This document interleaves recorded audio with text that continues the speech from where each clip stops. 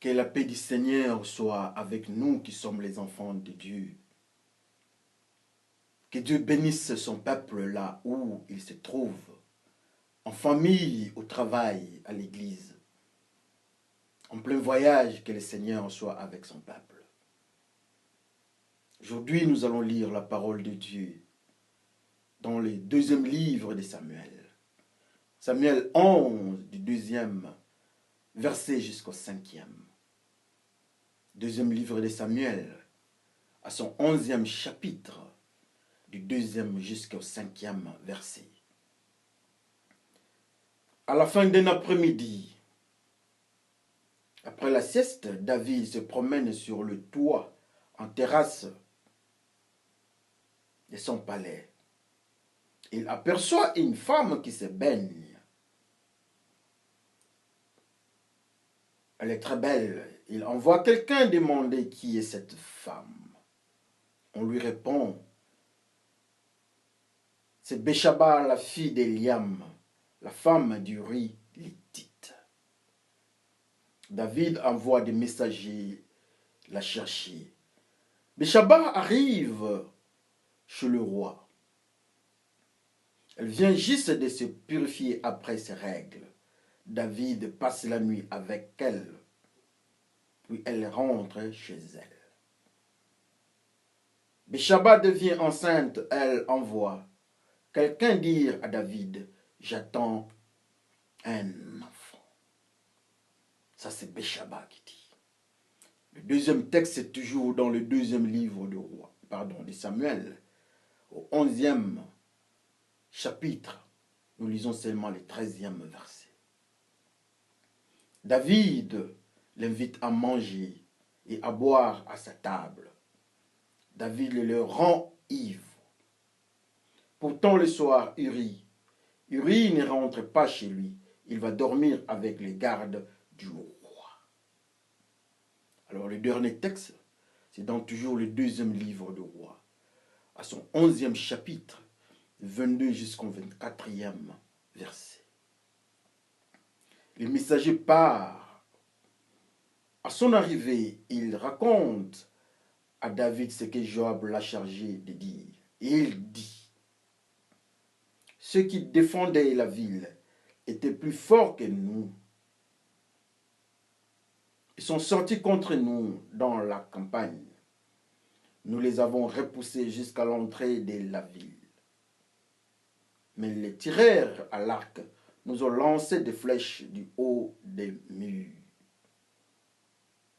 Parmi les officiers, quelques-uns sont morts, en particulier Uri l'Hittite. Prions le Seigneur. Les officiers sont tombés, en particulier Uri l'Hittite. Quel malheur. Tout cela, c'est un coup préparé par les humains, par le roi du monde. Mais tu es le roi merveilleux. Tu ne fais jamais des coups pareils. Tu es fidèle dans ce que tu fais. Et tu es dans le chemin de la vérité.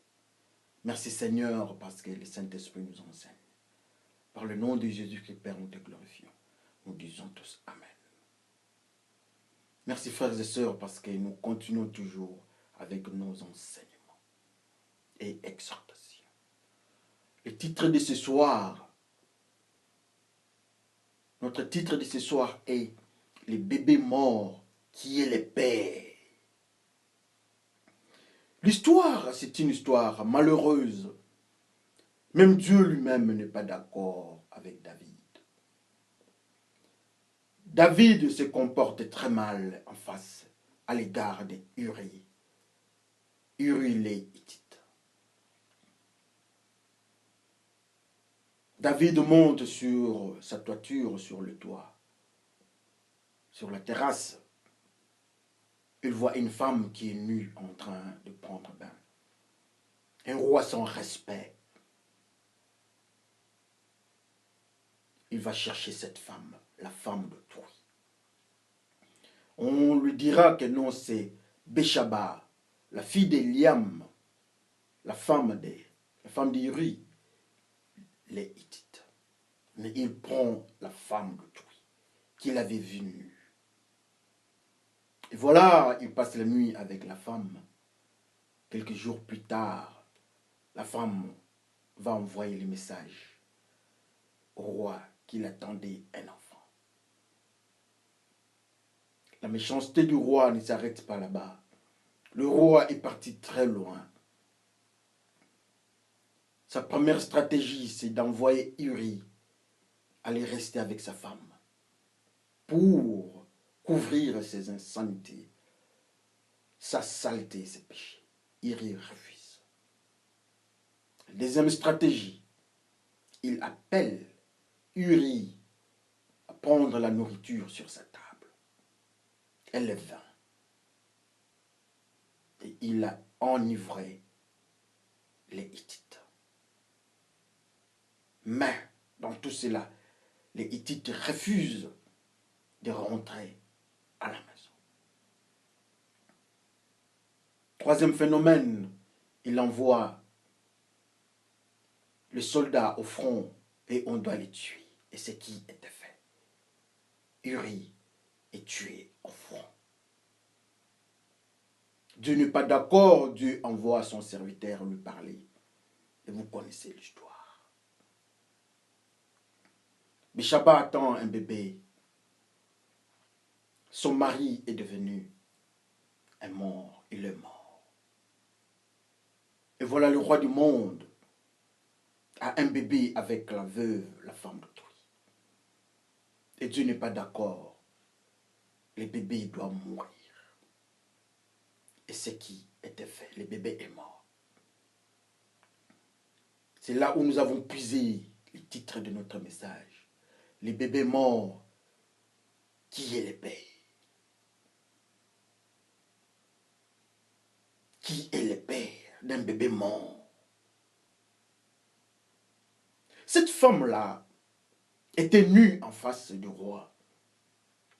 Peut-être le roi l'avait vue un autre jour, peut-être. Mais cette fois-là, le roi l'a fixée, elle n'était pas habillée. Elle était nue.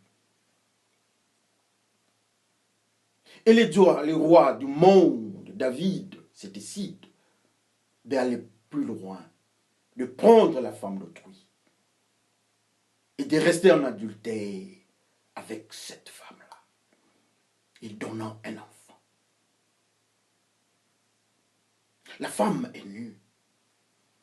Le roi du monde monte et il pointe la femme, il voit la femme. Il pouvait tout voir parce que la femme n'était pas protégée. La femme n'était pas couverte. La femme était nue. Qui est cette femme? Son nom c'est Béchaba. Qui est cette femme-là? Son nom c'est une Israélite. L'Israélite, le peuple de Dieu. L'Israélite, si le Philistin regardait cette femme, on dira que c'est une femme pure, qui vit dans la pureté. Mais au devant de Dieu, Dieu constate un acte d'adultère. Béchaba, la femme sans pudeur. Béchaba, la femme adultère. Mais qui est Béchaba? Béchaba c'est moi, l'homme humain. Qui est Béchaba? Béchaba c'est vous.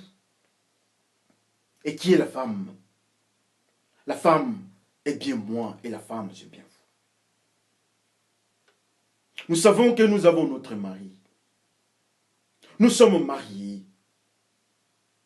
Mais et voilà, nous ne sommes pas habillés. Nous sommes mariés, nous avons un mari qui n'est pas là. Et nous ne sommes pas habillés. Pourquoi ne pas être habillés, nous qui sommes la femme? La Bible nous dit que la femme doit couvrir son corps. Oui, vous allez me dire qu'elle était en train de prendre son bain. Et comme conséquence, le roi du monde voit la femme nue. Elle n'avait pas pris de dispositions pour se couvrir. Pour qu'elle ne soit pas vue par le roi du monde. mais le roi du monde, qui n'a pas de pudeur, qui n'a pas de respect à la femme d'autrui. Voilà le roi du monde touche. Et la femme accepte de rester en adultère avec le roi du monde. Qui est le roi du monde? Le roi du monde, c'est le diable. C'est l'acte posé par un roi qui n'a pas de pudeur devant Dieu, qui reste dans le mensonge. Il a beaucoup de femmes, mais il arrive à prendre la femme à son soldat. Il n'a pas la vérité en lui. La vérité, c'est Jésus-Christ. Mais lui, en ces moments-là, il utilise le mensonge. Et le mensonge est un fruit du diable. L'inspiration de David en ces temps-là, c'est le diable qui commande. C'est le diable qui prend contrôle de tout. Voilà, Béchaba reste avec David. Béchaba, une femme de mauvais goût, une femme de manque de respect, une femme qui accepte la proposition du diable, la proposition du roi. La femme tombe à la tentation et te ferme les yeux. Dieu refuse de regarder. Dieu ne voit que l'adultère. Des fois, c'est comme ça que Dieu nous regarde. Des fois, c'est comme ça que Dieu constate. Nous avons un mari qui est un soldat, le roi des rois, le chef suprême de l'armée de l'Éternel. Cet homme-là, notre mari s'appelle Jésus-Christ.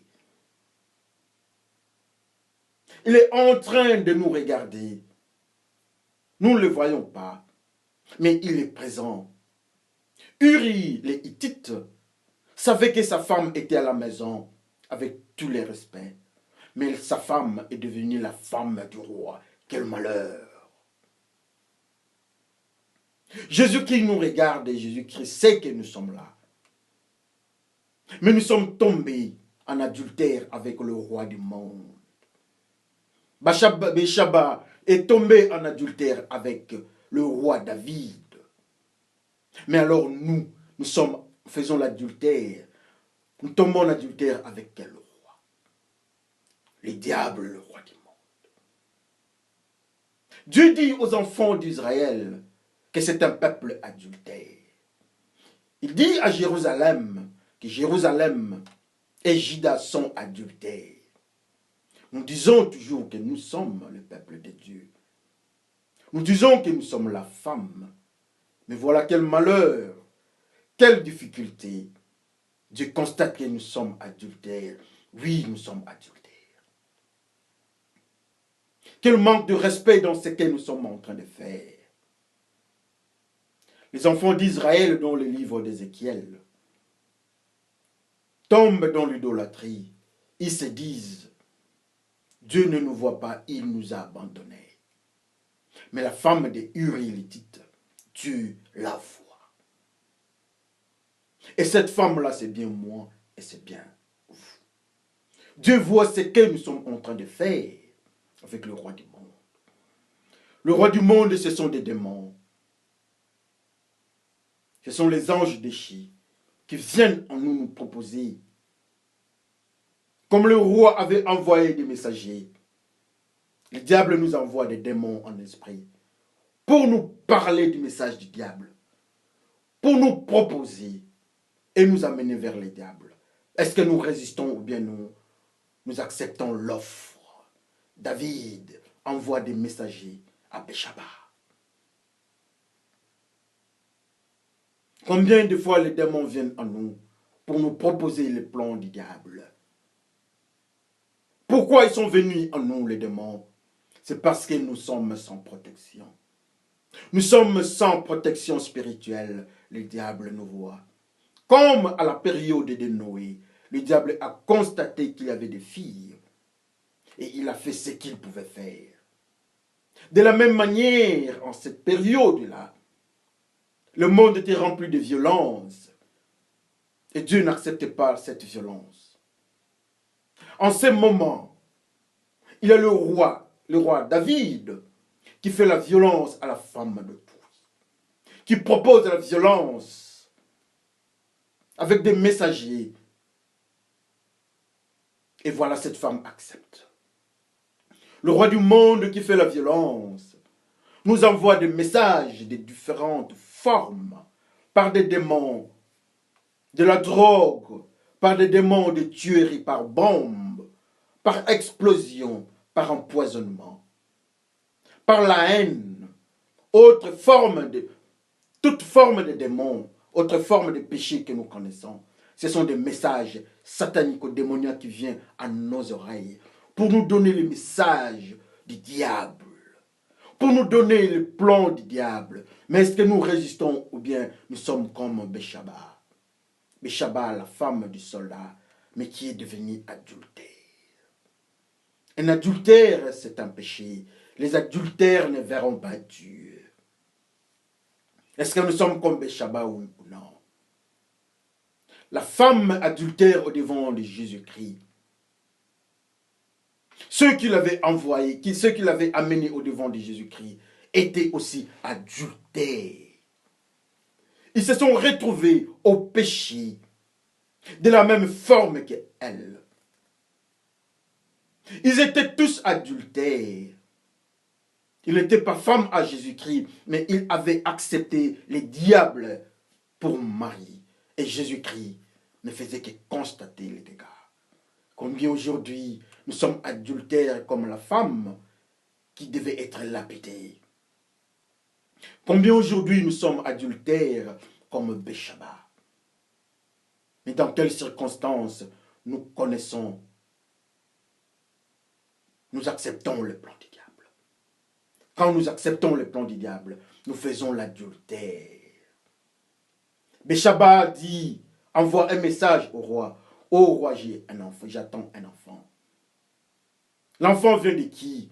L'enfant adultère, l'enfant vient de David, le roi du monde. Mais alors l'enfant que tu as toi, l'enfant spirituel, le produit spirituel que tu présentes, quel est le nom de ses papas? Quel est le nom de ce que tu es en train de présenter? Quel est le nom du papa? Notre mari, nous savons que c'est Jésus-Christ. Mais est-ce que tu as accepté le plan du diable par les démons? Et voilà, tu es grosse. Et voilà, tu attends un enfant qui vient du diable. Quel malheur de voir Béchaba avoir un enfant avec le méchant. Quel malheur. La famille est détruite. Une maman adultère. C'est comme ça que Jésus-Christ nous regarde. C'est comme ça que Jésus-Christ est en train de se plaindre. Nous sommes adultères comme Béchaba. Combien sont Béchaba aujourd'hui? Nous disons que nous sommes chrétiens. Béchaba va nous dire qu'il est Israël. Elle est israélite. Nous disons que Béchaba avait fait l'adultère avec le roi David. Et nous autres, nous allons dire aussi que nous faisons l'adultère avec le roi du monde, qui est le diable. Mais quel est l'enfant qui est sorti de Béchaba? L'enfant de Béchaba, c'est un enfant mort. Le fruit qui vient du diable, tout ce que nous récupérons, la semence du diable en nous ne donne qu'un produit qui s'appelle la mort. Jamais le diable ne peut donner la vie, car la vie c'est Jésus-Christ. Jamais le produit du diable peut être nommé la vie. Jamais ce qui est du diable peut être en confusion avec ce qui est à Jésus-Christ. L'enfant de Béchaba avec David, le roi du monde, c'est un bébé mort. Le bébé mort, qui est le Père? La parole de Dieu vient de nous dire que le père de cet enfant-là, c'est David le roi. Oh, quel malheur! Après l'adultère, la femme donne un enfant qui s'appelle bébé mort. Le roi du monde ne peut donner qu'un bébé. Et qui ne peut être que mort? Jamais les bébés du roi du monde peuvent être la vie. C'est Jésus-Christ qui donne la vie dans ce que nous faisons. Regardez jusqu'à quel niveau le roi est parti. Il donne la nourriture. Il appelle quelqu'un, l'homme, le mari, jusqu'à sa table. Il montre l'amour à ses soldats. Mais hélas, c'est pour le piéger. Hélas, il doit l'enivrer. Enivrez-vous du Saint-Esprit. Mais lui, Uri, les Hittites, s'enivre du vin de la table du roi. Oh, la table du roi essuyée. Les amis, les compagnons de Daniel refusent. Mais le roi s'impose. Il appelle Uri. Uri arrive et il mange à la table du roi. Le roi l'enivre. Apparemment, le roi montre l'amour. Non, le roi du monde ne montre jamais l'amour. L'amour vient de Dieu. L'amour est un fruit qui vient de Dieu, l'amour. Le diable ne montre pas l'amour. C'est une apparence, mais il cherche toujours ses intérêts. Le diable peut présenter une malédiction sous forme de bénédiction. Le diable peut amener tout ce qui est une apparence de bénédiction de bonnes couleurs. Le diable peut amener ce qui a une apparence de vie, une apparence lumineuse. Le diable peut amener. Mais jamais il ne donnera la lumière. Le diable, c'est un foliant. Le diable est méchant. Il est la mort. Jamais le diable donnera la vérité, car lui, il est père du mensonge. Le diable donne la mort. Le salaire du péché, c'est la mort. Le diable donne un enfant, un bébé qui s'appelle le bébé mort, qui est le père de cet enfant. Son père, c'est le diable. Combien de fois nous avons des enfants? Par jour, nous avons combien d'enfants du diable? Quand vous injuriez, les injures, c'est un enfant qui vient du diable. Et son nom, c'est le bébé mort. La haine. Bref, le péché que vous connaissez. La manière dont vous vivez. Nous savons que nous ne sommes pas sur le chemin de la vérité. Alors cette vie-là que nous menons, les manières, le comportement, nos agissements s'appellent le bébé mort. On n'a pas besoin de poser la question. Quel est le nom de son père? La Bible nous dit que le bébé mort, son père, c'est le roi du monde. Oh, le roi du monde ne peut que donner un bébé mort. Combien de fois nous faisons semblant d'être avec Jésus-Christ? Pour quelle raison nous faisons l'amitié avec le roi? Voilà Uri se retrouve sur la table, que Shadrach, Meshach, Abednego, les compagnons de Daniel, avaient refusé. Mais Uri est tombé dans le piège du roi David. Le roi David montre sa méchanceté. Il montre sa haine sous forme d'amour. Il donne une nourriture qui donne l'ivresse. Les ivrognes ne verront pas Dieu. On ne peut être qu'ivre quand on prend le vin. Et quand on est ivre dans l'ivrognerie, quand on vit dans l'ivresse, on ne voit pas le royaume de Dieu. À la table du roi, il y a ces vins-là qui nous écartent du royaume de Dieu. Uri est ivre. Le maître nous dit que nous devons prendre, enivrons-nous du Saint-Esprit. Malheureusement, Luttite, Uri est tombé dans le piège du roi. Il est ivre. Les bébés morts, son père, c'est le roi du monde. Quel malheur. Malgré la prière, malgré son statut de roi, le bébé ne sort qu'un bébé mort. Frères et sœurs, est-ce que nous pouvons comprendre que la vie c'est Jésus-Christ? Frères et sœurs, est-ce que nous pouvons comprendre que quand nous changeons de mari, on nous appelle adultère? Et le produit de l'adultère, qui vient de l'ennemi, le diable, le roi du monde, ça s'appelle la mort. Le bébé est mort. Frères et sœurs, nous ne pouvons qu'attendre. On peut s'attendre qu'à un bébé mort. On ne peut qu'à s'attendre à un produit qui vient du diable, qui va nous faire mal un jour. Malgré les apparences, le mal ne peut donner que la mort. Le bébé est sorti, mais un bébé mort. Le bébé qui est en vie vient de Jésus-Christ. Mais lui, le roi du monde, donne un bébé mort. Quel malheur. Malgré les impressions que le diable nous donne, malgré les statuts sociaux que le diable nous donne, mais tout ce que nous faisons, nous sommes adultères. Et là où nous partons, il y a la mort. Combien nous tombons dans le piège du diable et nous sommes malheureux. Nous prenons l'ivresse. Nous devenons ivres et l'ivresse est en nous. Quel malheur. Nous sommes ivres. Oui, nous sommes ivres, mais de quoi? Nous prenons l'alcool. Nous sommes ivres. Quand le diable nous donne ça, il n'y a pas l'amour.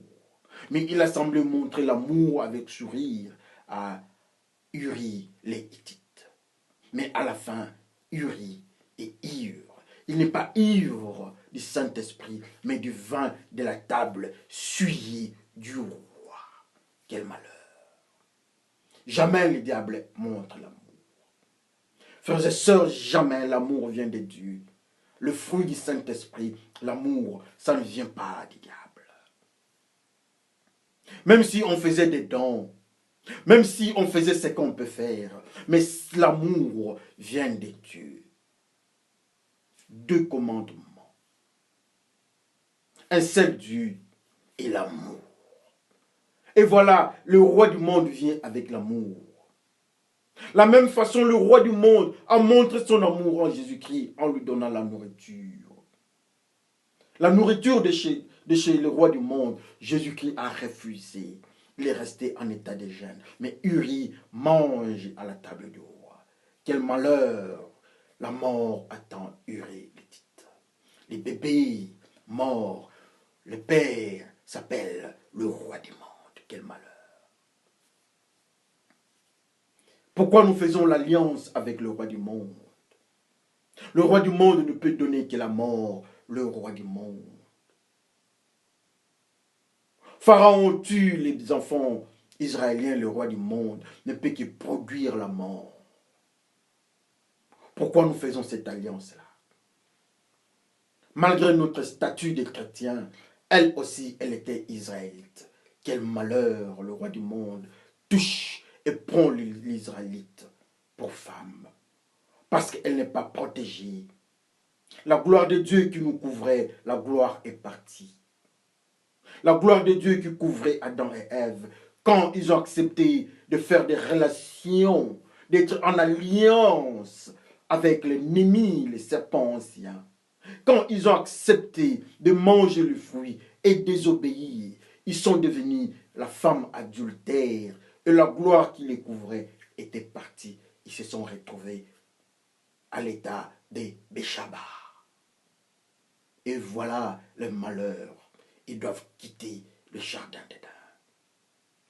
Quel malheur, frères et sœurs. Mais aujourd'hui, on nous montre que nous ne pouvons pas toucher à la table du roi.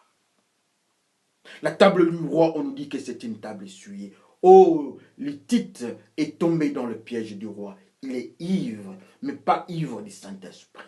Il est ivre de la nourriture de la table du roi. Et les rois l'amènent à la mort au combat.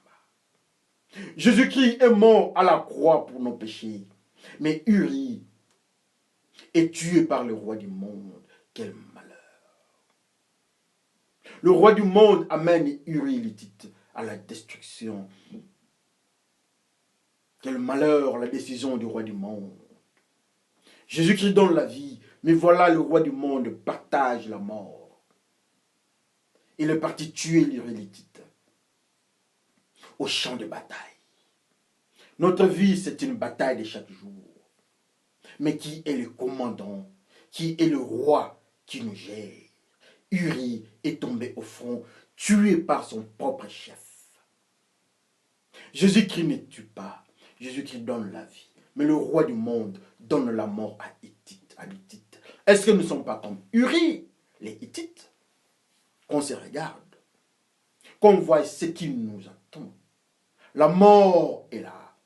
Uri est malheureux. L'enfant se présente au devant du roi. Le roi regarde l'enfant, mais c'est un enfant sans Jésus-Christ. C'est un enfant, un bébé sans vie. Tout ce que nous faisons aussi au devant de Dieu, quand Dieu nous regarde, il constate que nos agissements au devant de lui sont sans vie, sans Jésus-Christ. Nos agissements sont morts. Mon agissement vient d'une sémence du roi du monde. Quel malheur. Voilà, Dieu est en train de se plaindre. Dieu nous parle. Attention au roi du monde, il est sans pitié. Que la femme se couvre, mais Uri, la femme de Uri, les Hittites, ne s'était pas couverte. Elle est restée comme ça, quel malheur. La parole de Dieu nous dit que la femme se couvre. Couvre ton corps, toi femme. Nous qui sommes la femme de Jésus-Christ, couvrons le corps spirituel.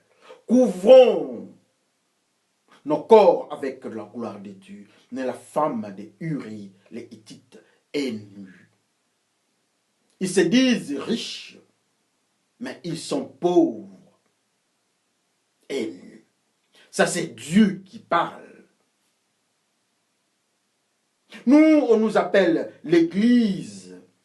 Mais est-ce que nous ne sommes pas nus comme la femme de Uri, les Hittites? Si nous sommes nus, frères et sœurs, le roi du monde nous voit. Nous sommes nus, nous ne saurons pas résister aux messagers du roi du monde. Sans la protection de Jésus-Christ, nous sommes exposés aux messagers du roi du monde. Ils sont venus prendre la femme qui était nue. Les messagers connaissaient la femme de Uri. Une femme belle, la Bible nous dit. Oh, la beauté de cette femme. Cette femme, sa beauté, attire le roi du monde. Cette femme, sa beauté, attire les démons, les messagers. Mais alors notre beauté attire qui? Comme conséquence, on a vu sa nudité et on est venu la récupérer. Le roi du monde demande à ce qu'on prenne Béchaba. Béchaba est nu au devant du roi du monde. Béchaba est comme Adam et Ève au devant du serpent. Béchaba est comme tous ceux qui pêchent. La gloire de Dieu n'est plus avec eux. Béchaba est nu au devant du Seigneur. Quel malheur. Aujourd'hui, nous enseignons la parole de Dieu. Que Dieu nous aide pour que nous soyons habillés. Que Dieu nous conduise pour que nous soyons à la limite de sa parole. Béchaba est parti très loin dans le monde de l'adultère. Les adultères ne verront pas Dieu. Ô Béchaba qui donne un bébé mort dont le papa s'appelle le roi du monde. Alors le bébé que nous avons donné au monde, le comportement que nous donnons au monde vient de quel papa? Le comportement que nous présentons vient de quel père? Qu'on voie le comportement que nous présentons et le quartier nous dira, les amis nous diront, la famille nous dira le nom de notre père, du père de notre produit, de notre comportement. Regardez la manière dont nous sommes en train de nous comporter. Nous qui sommes les responsables de l'Église, diacres, anciens, bergers, pasteurs, bishops, archibishops, nous nous comportons de quelle manière? On n'avait pas peur de dire que c'était la femme d'un soldat. La femme du soldat n'est pas protégée et les messagers du roi du monde viennent la récupérer. Tout le monde pouvait avoir peur de la femme d'un officier de l'armée israélite. Mais le roi du monde envoie des messagers. Aujourd'hui, on se dit ancien, grand responsable de l'Église. Ça, c'est un nom. C'est un qualificatif comme la femme du soldat. Mais quand le roi du monde constate que nous sommes nus, nous ne sommes pas protégés, ces démons viendront nous prendre et nous allons donner un enfant qui s'appelle un bébé mort. Quel malheur. Luttite est mort au champ de bataille. Tué par qui? Par le roi du monde. Luttite a pris la nourriture. Luttite a pris la nourriture sur la table, à la table du roi. Au lieu que cette nourriture, ces vins, le remplisse du Saint-Esprit, malheureusement, Luttite n'est pas rempli du Saint-Esprit. Alors, si nous ne sommes pas remplis du Saint-Esprit, nous sommes remplis de quoi? Voilà les chemins de ceux qui ne sont pas remplis du Saint-Esprit. Ils sont comme Uri, les Hittites. Ils meurent au champ de bataille. Notre vie, c'est le champ de bataille. Les diables donnent le coup sous plusieurs formes. Sous plusieurs formes, le diable nous attaque. Le diable nous piège. On se regarde, frères et sœurs, la manière dont nous sommes en train de vivre. Nous présentons des enfants. La manière dont nous sommes en train de détruire la relation entre Jésus et nous autres. Nos vies sont détruites à cause de l'adultère. Nos vies sont détruites parce que nous ne sommes pas couvertes. La gloire de Dieu est partie. La femme d'un des enfants d'Élie, quand elle devait mettre au monde l'enfant est sorti, elle a dit quelque chose. Son beau-père est mort. Son mari et les frères de son mari sont tombés.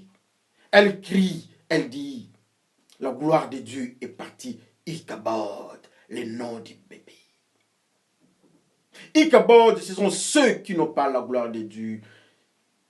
Nous sommes Ichabod.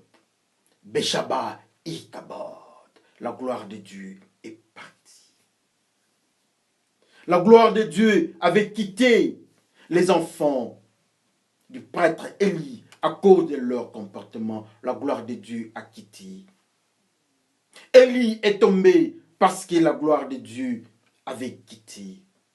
Et voilà l'enfant qui est sorti. On lui donne le nom de Ichabod. Est-ce que notre vie n'est pas Ichabod? Quel malheur! Béchaba, Ichabod. Je m'excuse. Moi-même, Ichabod. Quel malheur. Alors vous, frères et sœurs, la gloire de Dieu est partie. Et voilà un bébé qui vient de naître, sans vie, sans Jésus-Christ. Un comportement que nous présentons sans Jésus-Christ, c'est un comportement qui s'appelle bébé mort. Et nous, on nous appelle Béchaba, Ichabod. Combien de fois nous devons annoncer cette parole? À quel niveau nous résistons à accepter la parole de Dieu? Nous sommes nus. Combien de fois nous avons entendu? Les démons viennent nous menacer. Oh frères et sœurs, aussi longtemps que nous ne sommes pas protégés ou couverts, le diable dit à Dieu, mais tu parles de qui? Tu parles de cet homme-là. Mais tu le protèges. Pourquoi tu me parles de Job? N'est-ce pas tu le protèges? Mais cette femme n'est pas protégée. Le diable ne pouvait pas toucher Job. Le diable ne pouvait pas toucher Job. Job n'était pas Ichabod. Il était couvert de la gloire de Dieu.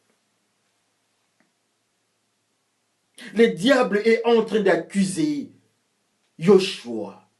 Regardez comment est-ce que l'habit de Joshua est sale. Oui, Joshua, à cet instant-là, son nom c'était Ichabod. Il n'était pas couvert de la gloire de Dieu parce que sa tenue était sale. Quel malheur. Dieu dit, enlevez cette tenue, donne-lui une nouvelle robe. Oh, la nouvelle robe. Il n'est plus Ichabod. L'enfant qui est revenu sous le toit paternel, il est revenu auprès de son papa avec des habits sales. Le papa dit, donnez-lui des habits. Et cet enfant-là qui est venu, son nom c'était Ichabod, sans gloire, sans protection, avec des habits sales.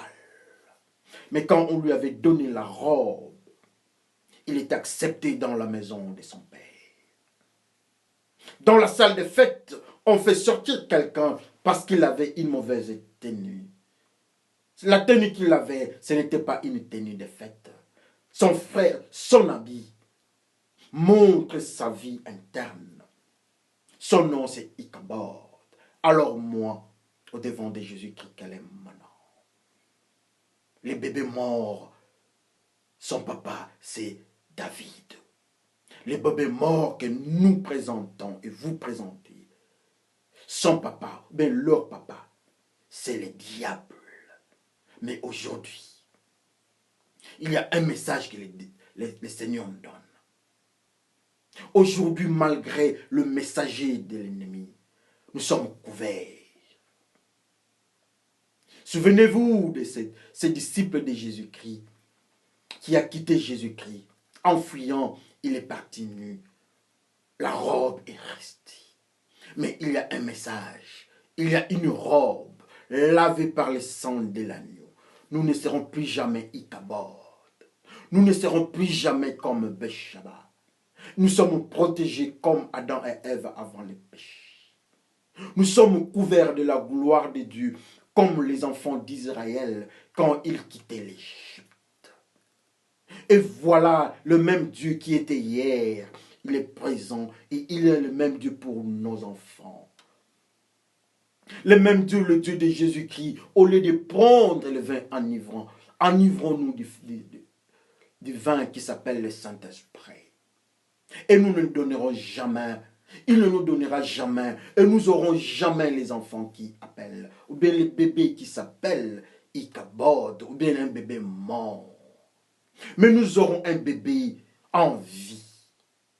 Et tous ceux qui nous verront, tous ceux qui verront notre comportement, ils vont constater seulement la manière, ou bien les manières, le fruit que nous allons présenter, le produit que nous allons présenter. Ils vont voir que les produits ne sont pas le produit de la mort, mais le produit viable. Un produit viable, c'est un produit qui vient de Jésus qui est la vie, frères et sœurs.